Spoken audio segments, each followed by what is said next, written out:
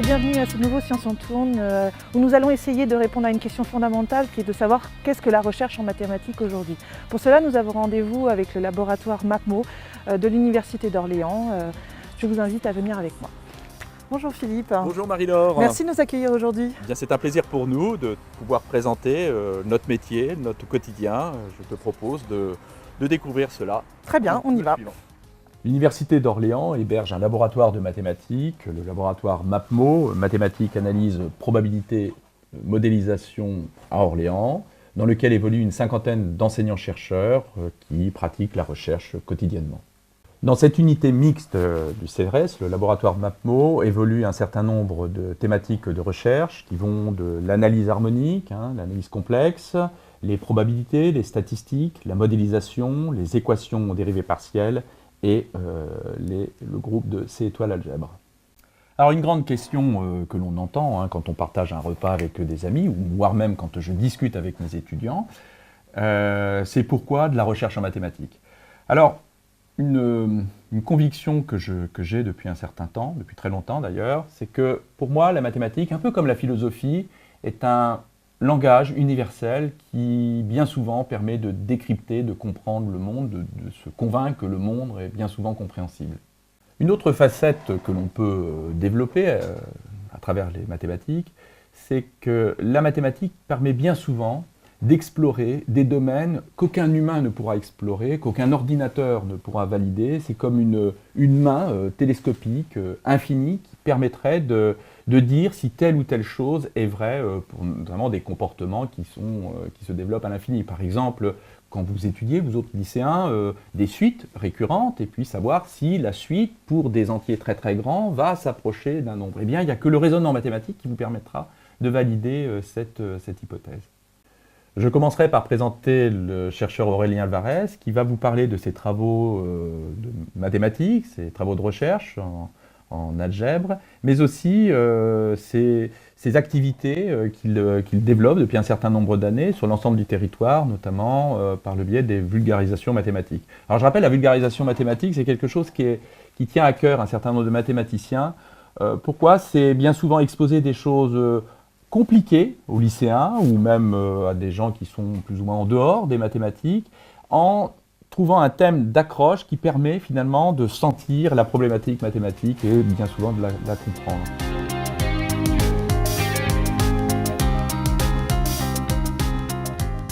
Vous avez sûrement déjà entendu parler de théorie du chaos ou d'effet papillon. Alors de quoi il s'agit ? L'effet papillon, c'est cette idée qu'une petite perturbation peut avoir de grandes conséquences. Je vais vous donner des exemples, par exemple dans la nature. L'idée, c'est que vous étudiez par exemple le mouvement de l'atmosphère. Vous voulez connaître la météo dans quelques jours, voire vous étudiez la climatologie. Et il peut y avoir des petites perturbations dans l'atmosphère. Typiquement, on parle du battement d'aile d'un papillon. Donc c'est vraiment un phénomène extrêmement léger. Et derrière, il pourrait y avoir un cyclone à l'autre bout de la planète qui soit la conséquence de ce battement d'aile. Donc ça paraît assez incroyable. C'est cette idée-là que des petites perturbations peuvent avoir de grandes conséquences. Derrière ces images se cachent des objets mathématiques bien connus et étudiés depuis fort longtemps, qu'on appelle des équations différentielles ordinaires. À propos de ces équations différentielles ordinaires, en fait, se posent plein de questions théoriques dont on ne connaît toujours pas la réponse.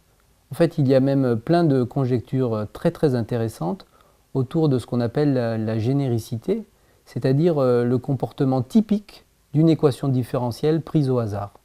Sur ces questions-là, précisément, il y a plein de mathématiciens qui travaillent et qui se cassent la tête.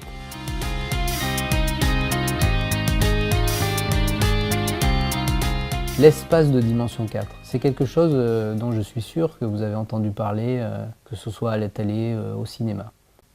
En quelques mots, la dimension d'un espace, c'est le nombre de degrés de liberté dont vous disposez pour vous déplacer sur cet espace, dans cet espace. Par exemple, à la surface de la Terre, eh bien, il vous faut 2 paramètres pour vous déplacer, qu'on appelle traditionnellement la latitude et la longitude. Maintenant, dans l'espace ordinaire, vous voyez bien qu'il nous faut un 3e paramètre, puisque pour repérer un satellite par exemple, il faut la latitude, la longitude et l'altitude au-dessus du terrain, 3 paramètres donc, eh bien il y a des espaces de dimension quelconque, et les espaces de dimension 4, ce sont des espaces dans lesquels on a besoin de 4 paramètres en chaque point pour pouvoir se repérer.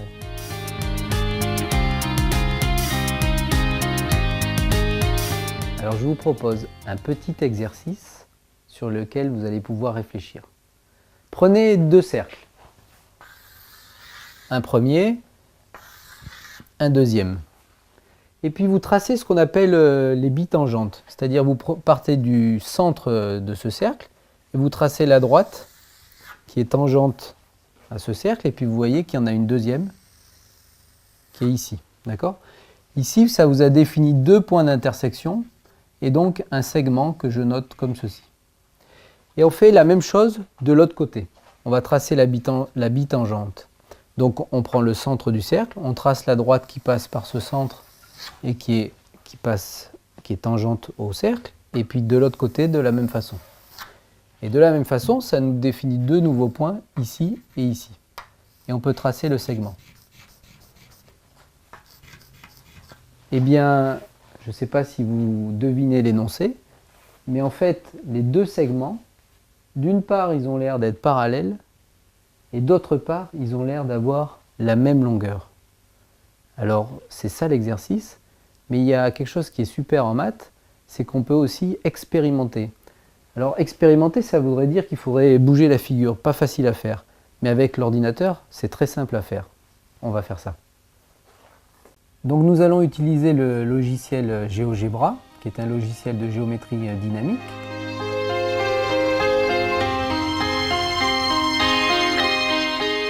Vous voyez, l'intérêt d'un outil de géométrie dynamique comme celui-ci, c'est que vous pouvez véritablement expérimenter, c'est-à-dire vous pouvez avoir une véritable démarche de recherche.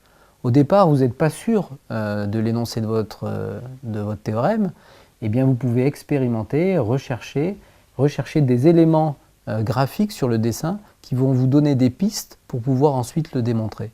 Eh bien, c'est ça le travail du chercheur. Il faut passer sa journée à trouver des pistes, des angles d'attaque, et quand on s'est fait une suffisamment bonne intuition, eh bien on a peut-être les armes pour pouvoir démontrer le bon énoncé. Je vous laisse réfléchir tranquillement, et dès que vous avez une solution, n'hésitez pas à me l'envoyer. Afin de comprendre un certain nombre de phénomènes observés dans la nature, les biologistes élaborent des modèles mathématiques qu'ils vont soumettre à des mathématiciens afin que le mathématicien puisse mesurer la pertinence du domaine par rapport à ce que les biologistes, les praticiens observent. Magali Ribaud, Michel Griot, 2 enseignants-chercheurs au laboratoire, ont notamment travaillé récemment sur des modèles mathématiques issus de la biologie. Concrètement, avec mes collègues Philippe et Simona, sur le dernier travail qu'on a effectué ensemble, on s'était dit qu'on se réunissait tous les vendredis après-midi pendant une certaine période, de façon à faire le point sur nos recherches personnelles, nos lectures, nos échanges avec d'autres collègues. Le problème qu'on se posait, et qui n'avait pas encore été résolu, puisque quand un problème est résolu, on ne recherche plus dessus, c'était un problème d'existence et d'unicité d'une solution d'équation dérivée partielle atypique, on va dire, pour l'instant. On a trouvé un résultat mathématique soumis à publication dans un journal international. Le travail de Simona a été un travail de modélisation. C'est elle qui a choisi de modéliser le problème biologique avec des équations dérivées partielles. Elle aurait pu le faire avec des probabilités, ce qu'elle a d'ailleurs envisagé à un moment donné. C'est intéressant pour nous, ce travail mathématique, même si nous n'avons pas obtenu des résultats qui collaient aux expériences en biologie. Mathématiquement parlant, nous avons apporté du savoir et accru notre connaissance dans ce domaine. La modélisation est à la mode depuis une quinzaine, vingtaine d'années. En effet, la puissance de calcul des ordinateurs est toujours grandissante et permet de répondre à des problèmes de calcul qu'on ne pouvait pas aborder juste avec la théorie mathématique il y a encore quelques années. D'ailleurs, cette mode influence le rapport recherche-enseignement, enseignement-recherche. Les contenus des masters sont à la pointe de la recherche et dépendent de celle-ci profondément. Je m'intéresse à la modélisation dans le cadre de la dynamique des populations et à expliquer les interactions entre individus. Alors que pour ça, j'écris des équations. Contrairement au biologiste qui va, lui, s'attacher à savoir s'il a affaire à des bactéries, à des hommes, à des chameaux, moi, ce que je vais vraiment prendre en compte, c'est la dynamique de l'ensemble, à savoir si toutes les bactéries, si tous les chameaux, si tous les hommes vont marcher dans la même direction, je vais écrire une seule et même équation pour ces 3 cas de figure. Alors le programme que j'aimerais suivre en tant que mathématicienne qui fait de la modélisation pour la biologie est un programme en 3 étapes. Donc la première étape, c'est d'abord reproduire les données des biologistes obtenus en laboratoire. La deuxième étape, c'est essayer ensuite de prédire des choses qu'ils n'ont pas encore vues. Et la troisième étape, c'est essayer de contrôler ce à quoi ils veulent aboutir en leur proposant un protocole. Donc je vais prendre un exemple que je connais particulièrement bien, c'est l'exemple de la croissance des microalgues. Alors les microalgues, elles font de la photosynthèse grâce à l'intensité lumineuse. Et donc on a des données d'éclairage. Sous certains éclairages, on sait ce qui se passe. Des biologistes m'ont fourni ces données qui viennent d'expérience. La deuxième étape, c'est une fois que j'ai mes équations, tester des éclairages différents. Qu'est-ce qui se passe si on change la longueur d'onde, si on change la couleur de l'éclairage, si on passe du rouge au vert. Et la troisième étape, ça serait de leur dire, vous éclairez pendant 30 secondes en lumière rouge, ensuite vous faites une petite pause, et puis vous éclairez pendant 20 secondes en lumière bleue, et là votre croissance de microalgues sera la meilleure possible.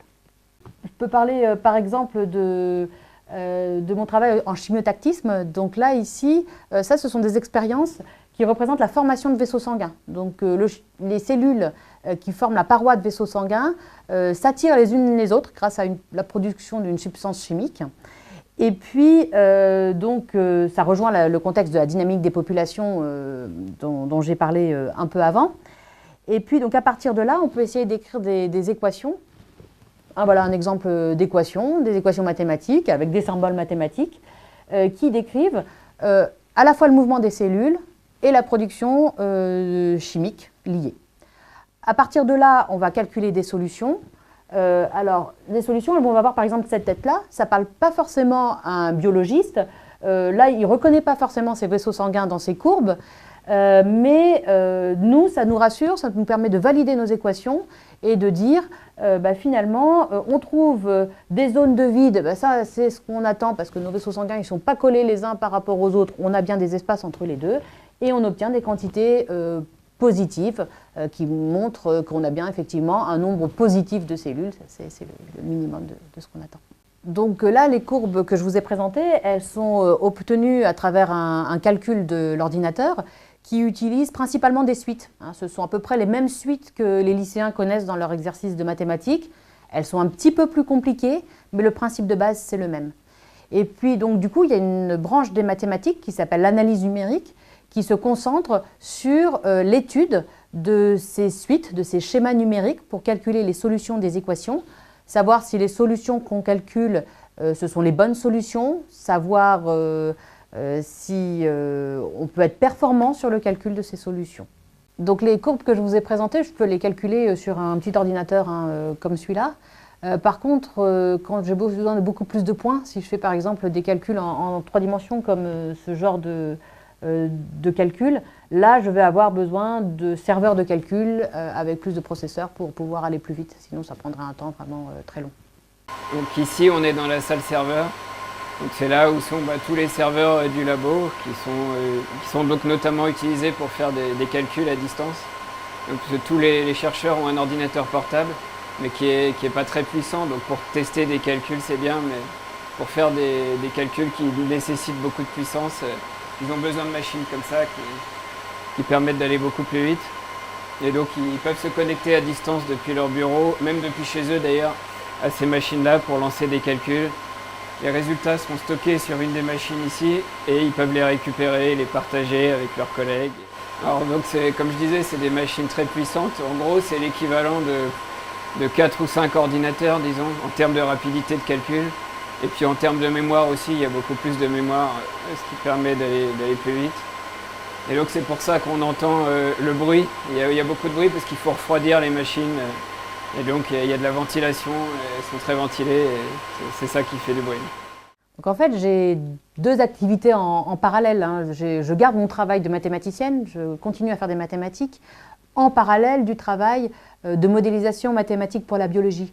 Je pense que ce sont deux domaines complémentaires, c'est-à-dire que les biologistes me proposent des problèmes qui vont me donner de nouvelles équations mathématiques avec de nouveaux problèmes mathématiques, et puis réciproquement, mais ce que je connais du point de vue mathématique va m'aider à proposer des solutions aux biologistes. Donc voilà, tout ça veut dire que les mathématiques, on n'est pas des chercheurs isolés, on travaille en prise avec des problèmes de la société, à travers ces collaborations avec les biologistes. Donc par exemple, ces histoires de microalgues, ça fait partie d'un projet de société important qui est de construire des biocarburants. Alors l'idée, c'est de fabriquer des biocarburants pour remplacer le pétrole qu'on utilise tous les jours, par exemple en faisant pousser des microalgues. Les microalgues, elles peuvent pousser dans la mer, ça n'empiète pas sur les surfaces agricoles, et donc il faut savoir comment faire pousser ces microalgues. Donc plutôt que de les faire pousser dans des bassins où elles sont isolées, où elles sont seules, et donc c'est compliqué à récolter, on va vouloir les faire pousser en communauté, sous la forme de biofilms, où là la récolte sera plus simple. Et mon travail là-dedans, c'est d'étudier l'influence de la lumière sur la croissance de ces microalgues en biofilm. Pour certains problèmes de mathématiques, on dispose de données quasiment infinies, dans lesquelles seule une analyse fine statistique permet d'y voir plus clair en quelque sorte, et cette analyse est quasiment incontournable. Je vais vous donc présenter Diarra Enfal qui va vous parler de ses derniers travaux en matière d'imagerie dans lesquels la statistique est essentielle. Mes travaux en recherche concernent la reconstruction d'images en tomographie par émission de positons. C'est ce qu'on appelle l'imagerie TEP. Il s'agit d'une technique d'imagerie médicale dite fonctionnelle. Si on fait l'image TEP d'un organisme mort, on ne va rien voir parce qu'il s'agit d'une imagerie dite fonctionnelle justement qui va renseigner sur le fonctionnement des organes. Contrairement à l'imagerie structurelle où on va voir le positionnement des organes. Cela consiste à d'abord injecter au patient un produit qu'on appelle traceur. Le traceur, c'est une molécule à laquelle on va combiner un produit radioactif. Donc, on injecte cela au patient. Le traceur va se fixer sur les organes cibles et le produit radioactif va se désintégrer. Et donc cette désintégration va produire ce qu'on appelle les positons qui sont les E+, donc ce sont les antiélectrons. Ces positons vont s'annihiler avec les électrons du milieu et cette annihilation va produire l'émission de 2 photons gamma qui partent à 180 degrés. Donc, un événement TEP, ça consiste à ça. Donc, lorsque 2 détecteurs ici enregistrent 2 photons dans un même intervalle de temps, on dit qu'un événement a eu lieu quelque part le long de cette ligne virtuelle qu'on appelle ligne de réponse, donc qui est la ligne qui joint les 2 détecteurs. Donc ça nous dit quoi? Qu'un événement a eu lieu le long de cette ligne, mais on ne sait pas où, justement. Et le but de la reconstruction, ça va être de replacer l'événement le long de cette ligne. Je vous montre ici une image cérébrale TEP, déjà reconstruite. Et donc pour reconstruire cette image TEP, il a fallu faire un modèle mathématique et faire un certain nombre d'hypothèses. Et ici, par exemple, l'hypothèse qui est faite, c'est que le nombre d'événements enregistrés sur chaque ligne de réponse est égal à l'intégrale de cette image-là, vue comme une fonction mathématique G. C'est égal à l'intégrale de G le long de cette ligne de réponse-là. Pour reconstruire l'image G, une seule ligne de réponse ne suffit pas. Il en faut un certain nombre. Donc pour l'illustrer, j'ai pris une image reconstruite avec le nombre de lignes de réponse qui varie. C'est ce qu'on peut voir sur cette image-là. Là, on en a 10 puissance 2 et ainsi de suite, 10 puissance 3. Et on voit qu'il faut aller jusqu'à 10 puissance 7 ici pour avoir une image reconstruite qui est assez nette. Donc cela veut dire que pour reconstruire G, il faut beaucoup de lignes de réponse Et donc, il faut que la dose de traceur injectée au patient soit assez élevée. L'autre limite, c'est que cela suppose que ce qui est détecté sur une ligne de réponse, donc ça nécessite des détecteurs qui sont ponctuels. Or, en réalité, les détecteurs ont une certaine ouverture. Et donc, ce qu'on a, ce n'est pas une ligne, mais un tube, comme on peut le voir ici sur cette photo. Et enfin, la troisième limite, c'est que cette approche ne permet pas de prendre en compte la nature aléatoire de l'émission et de la détection. Toutes les méthodes statistiques qui existaient en reconstruction d'images TEP sont basées sur la discrétisation de l'image, c'est-à-dire la fonction à reconstruire est vue comme quelque chose qui est discret, c'est-à-dire constitué d'un ensemble de pixels. Et nous, ce qu'on a voulu faire, c'est proposer une autre méthode qui soit une méthode statistique, mais qui formule la reconstruction comme un problème continu, où on va juste chercher à reconstruire donc cette fonction G directement à partir des données et sans passer par l'étape de discrétisation, comme le font toutes les méthodes statistiques usuelles qui existent. Sur la première ligne, ce sont des images du fantôme qui va nous servir de référence. Sur la deuxième ligne, les limites de l'approche statistique dont je parlais, qui est du fait de la discrétisation, vous allez avoir des points qui apparaissent sur l'image. C'est ce qu'on peut voir sur toutes les images de la deuxième ligne. Et nous, au contraire, avec la méthode qu'on a proposée en dose divisée par 10, on n'a pas ces limites-là, donc on n'a pas de points et on voit bien qu'on reconstruit quelque chose de lisse et donc qui est continu. Jusqu'à présent, on a abordé la reconstruction TEP dans un cadre statique où on reconstruit juste une image à la fin de l'examen. Ce qui est aussi important, c'est l'aspect dynamique, parce que c'est ça qui va permettre de savoir comment le traceur arrive dans les organes et comment il va être éliminé au fur et à mesure de l'examen. On voit d'abord le traceur dans le sang, puis dans les autres organes, le cervelet, la matière blanche, la matière grise, et à la fin, il va se fixer dans la tumeur, qui est ici, le petit point jaune. Ce sont des images obtenues en utilisant l'approche clinique, qui est actuellement implémentée dans les machines TEP. Et sur la ligne d'en bas, ce sont des images obtenues avec la méthode de reconstruction qu'on a proposée. Donc, ce qu'on voit ici, c'est la veine du bras, parce que le produit a été injecté là. Et on voit déjà qu'avec la méthode clinique, on a du bruit de reconstruction qui est matérialisé ici par les petits points qu'on voit là. Et donc, je fais dérouler le film pour voir toujours la cinétique du traceur. Et vous voyez que le bruit de reconstruction qui existe dans la méthode clinique persiste même à la fin. Et c'est un bruit que nous, on n'a pas, alors qu'ici, on est en dose divisée par 30. Je vous ai présenté un travail qui me tient à cœur, parce qu'il s'agit de mes travaux de thèse. Et, voilà, on partait d'un problème concret, qu'on a essayé d'apporter des solutions. On a été assez contents des résultats finaux qu'on a obtenus, puisque notre objectif initial, c'était de développer des méthodes qui marchent dans un cadre de réduction de dose. Et comme on vient de le voir, les méthodes marchent assez bien dans le cas où la dose est réduite. Et ça, il faut savoir que c'est vraiment très important, aussi bien pour le patient que pour le personnel médical. Et donc, je pense que c'est un bel exemple d'application des mathématiques et qui permettent de faire travailler beaucoup de gens, parce que j'ai travaillé aussi bien avec des physiciens que des médecins. Une chose essentielle dans un laboratoire de mathématiques est son dynamisme intellectuel, et ce dynamisme intellectuel est bien souvent porté par les doctorants, c'est-à-dire les futurs enseignants-chercheurs en formation. Donc, je vais vous présenter Manon Brunet, qui va vous parler de ses derniers travaux de recherche dans sa thèse. Définir une thèse en mathématiques, une thèse en général, ça peut être un peu compliqué, parce que c'est à la fois une formation, on est étudiant avec l'école doctorale, mais on est à la fois salarié, donc on a un vrai contrat doctoral, et en plus de nos travaux de recherche, on peut avoir des missions d'enseignement donc à raison de 64 heures par an, où on intervient dans des TD en général en première année. Et en parallèle de tout ça, donc on a nos travaux de recherche, donc on a un sujet sur lequel on travaille pendant 3 ans, avec bien sûr notre directeur de thèse. L'avantage d'une thèse, c'est qu'on n'est vraiment jamais tout seul. Dès qu'on a un problème, une question, on a toujours des gens à qui s'adresser, que ce soit les autres doctorants ou alors notre directeur de thèse avec qui on peut communiquer de façon régulière sur notre sujet.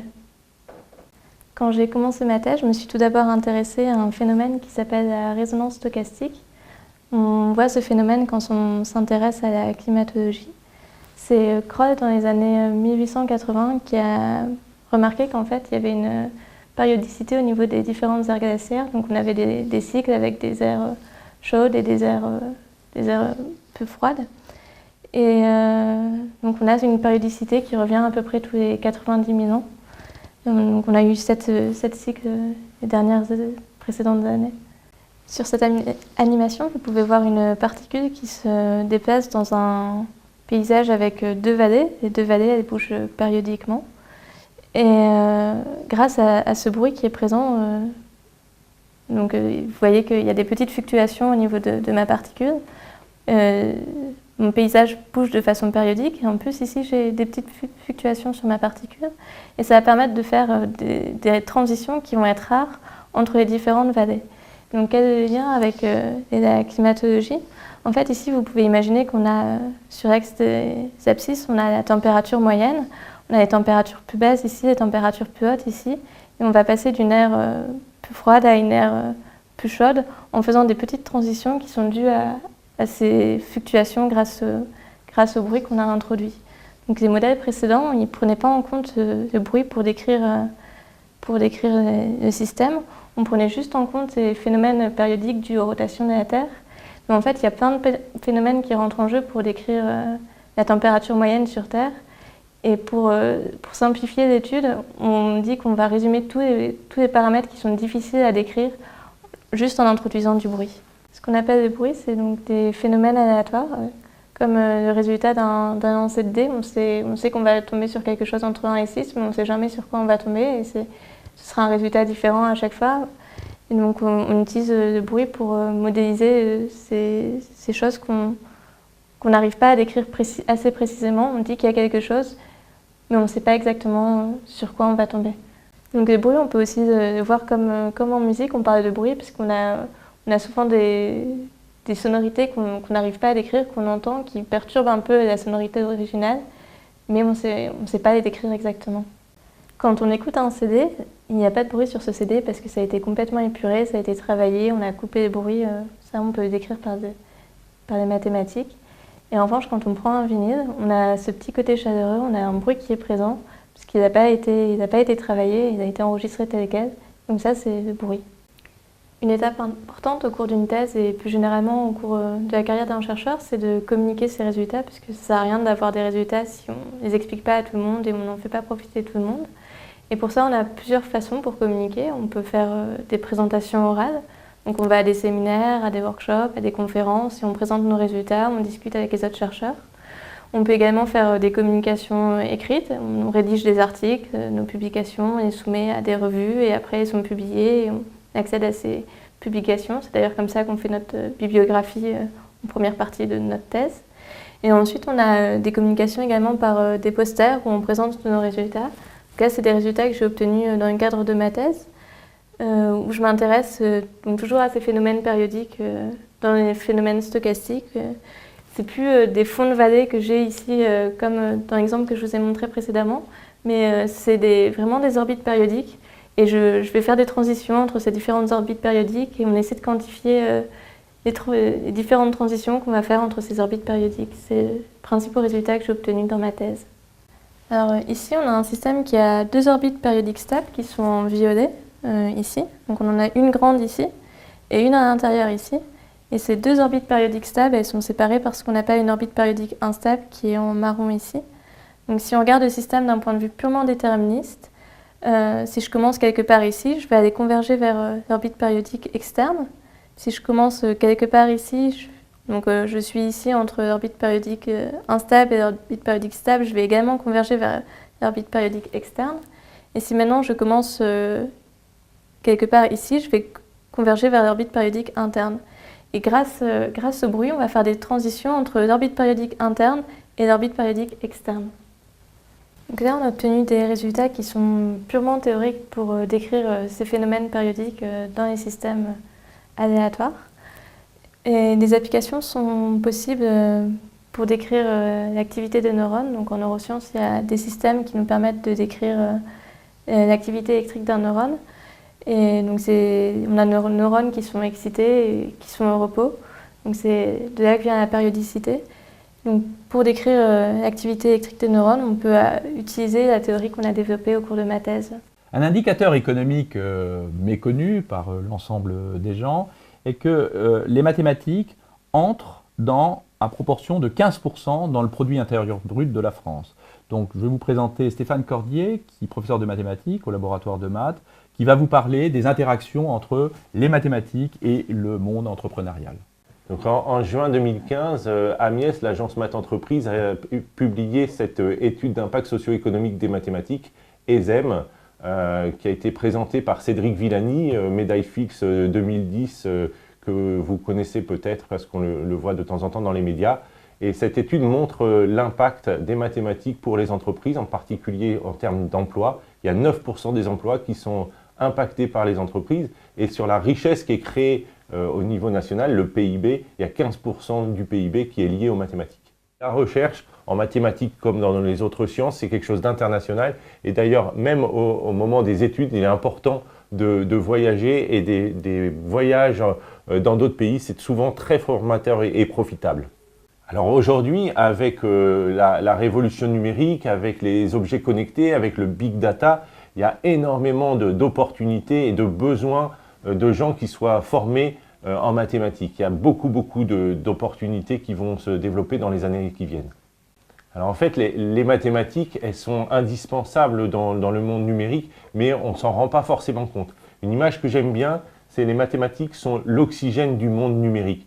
L'oxygène, c'est quelque chose d'essentiel pour vivre, c'est vital, et en même temps, on ne s'en rend pas compte, il y en a partout autour de nous. Eh bien, les mathématiques, c'est pareil. Dans le monde digital, il y a des mathématiques partout, dans tous les algorithmes, et pourtant, on ne s'en rend pas forcément compte. Et s'il n'y en avait pas, eh bien, le monde numérique fonctionnerait plus du tout. Alors, si j'avais un conseil à donner aux jeunes, c'est de se lancer dans les études scientifiques et en mathématiques en particulier. Il y a énormément de débouchés et d'opportunités à venir. Et je voulais juste citer Yann Lequin, qui est le patron de la recherche chez Facebook, qui a fait un article qui s'intitule « Conseils aux geeks, faites des maths et de la physique ». Les séquences que vous avez visionnées vont vous permettre, ou vous convaincre, de voir que les mathématiques évoluent dans un domaine extrêmement large, interdisciplinaire, qu'il y a des collaborations humaines, que c'est un domaine, un champ d'investigation extrêmement prolifique, actif et reconnu et demandé, cherché par le milieu entrepreneurial. Je pense que le 21e siècle sera un siècle extrêmement riche sur le plan scientifique et on a véritablement besoin, massivement, de jeunes mathématiciens qui en feront leur métier.